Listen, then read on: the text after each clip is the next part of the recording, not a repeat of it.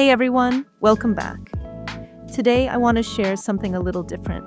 I hit record while scrolling through my Instagram feed, looking at works from artists who inspire me. Now, I know social media gets a bad rap. For some people, Instagram feels like a pressure cooker, chasing followers, beating the algorithm, trying to live up to impossible expectations. But honestly, I think that's using it the wrong way. I'm not a social media marketer, I don't have thousands of followers, and I'm not here to give you growth hacks. What I am is someone who loves art and who finds real joy in letting Instagram feed me daily inspiration. The images and ideas I see there enrich my practice, expand my appreciation for creativity, and honestly, just make my life better. So in this video, I'll take you through my own feed and show you the kinds of art that light me up. My hope is that it might remind you that Instagram doesn't have to be a numbers game. It can be a source of fuel for your creativity. So let's dig in. Right at the top of my feed, I have a nice gem. I have been following this guy, Unreal City, for a while now. I discovered his works when writing my Wabi Sabi in photography article and later YouTube video. He is consistent in his willingness to experiment with his analog photography process, which is something I can really appreciate and get into. This post is something a little different from him, making parallels between these results of his experiments to organic forms. He does this with his side-by-side juxtaposition. Very cool. So we are off to a great start. I tend to have a lot of photography in my feed. I studied photography, and it's what my eyes automatically cling to. Instagram seemed to figure that one out. Sometimes I'll get some trippy kind of videos too, which is also cool. Speaking of, check this guy out. His handle is Pale Kirill. I don't know him, not yet, but his work definitely catches my eye. I have an appreciation for new digital media, especially this kind of augmented reality stuff. I like it partly because I don't understand it enough, so maybe I'm easily impressed, but also because it stirs something in me, a sense of the potential for digital reality to slip into spaces we miss in our analog life. This landscape and nature work appeals to me. It makes me a little less nervous about entering this digital space. And I like the title. This particular work is titled Safe Haven. The text in the description reads, Safe Haven is a spiritual continuation of the Old Man Project, presented as a video essay series. A state built from bits of memory and feeling. It explores something deeply personal we carry inside. Moments to hold. Again and again, Safe Haven is an attempt to form a relationship with eternity, quiet reminders of its presence, moments of living through it, and timid steps in its direction. It is a process of reconstruction, layer by layer, revealing new spaces behind each surface, places to pause and reflect. It fits well. This is really wild. I'll be sure to give this guy a follow for sure.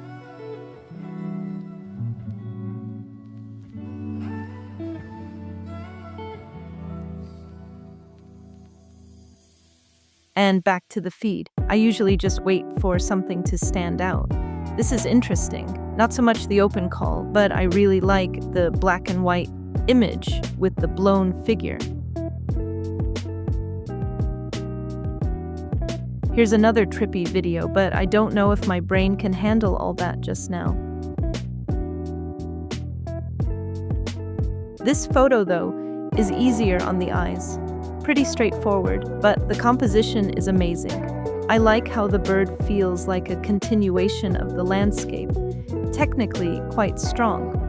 Moving on, a little cyanography, some how-to stuff.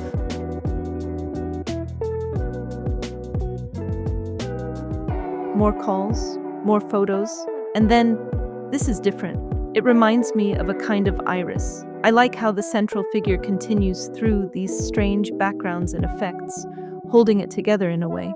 The fact that his head is a kind of black hole, that's a strange kind of symbolism. Each consciousness like a wormhole, really.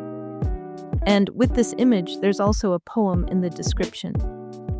In spring, hundreds of flowers. In autumn, a harvest moon. In summer, a refreshing breeze. In winter, snow will accompany you. If useless things do not hang in your mind, any season is a good season for you. Let's jump into this right here. I love light painting. This artist goes by the name Vagabond Diary.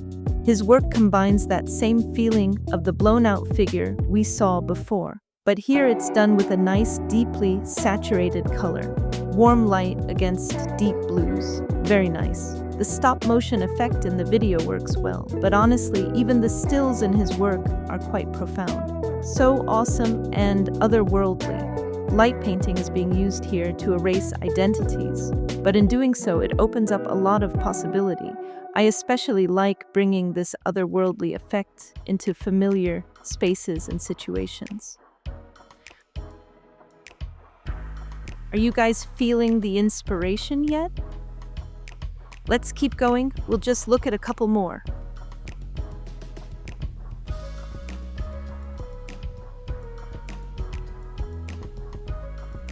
I have to admit, it's the text in this image that really draws me in here. Let's have a closer look, shall we? This work is from Jam Tuna. It has a completely different feeling from the other pieces. More hazy, foggy, which of course ties in with the text. Sound of fog. Have you ever been in that situation, standing in an amazing fog and wishing you could truly capture that moment, that sense of uncertainty? Here, that moment is turned into a quiet, poetic journey, a sort of photo essay that succeeds where one single image might fall short. Jam Tuna manages to carve out a very unique style and mood here, combining text with images and her distinct photographic style. Another great discovery for me today. Here the text reads, "This is my favorite image of the year. It sparked my observations of light." That's for sure. So, moving on.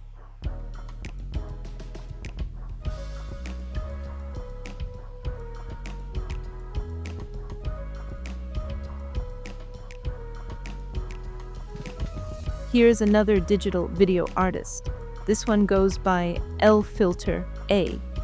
The layering and analysis filters are similar to the work we saw earlier, but here it's not really about revealing a digital reality underneath. It's more about combining big data or collecting landscapes and showing how we and our digital selves process a more complex world. It feels almost scientific, but at the same time, it's visually very stimulating.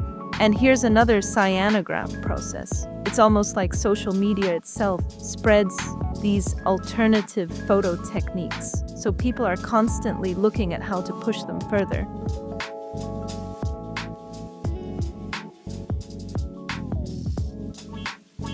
And finally, let's end here with a less experimental photographer. This work is quite classic in a traditional photography sort of way. The colors feel nostalgic, but it's that golden light that really reinvents it.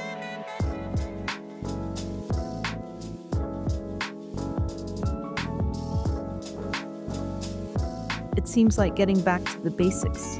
Trees, light, and landscape. Beautiful. Let's just take a moment to really take this in. Technically, it's again perfect exposure, perfect balance.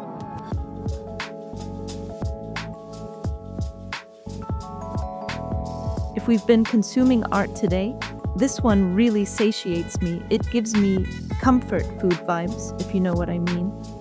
So let's call it a day here, shall we? I hope you enjoyed this little stroll through my feed. If you liked it, let me know by liking and commenting, and maybe we'll do it again soon. See you next time.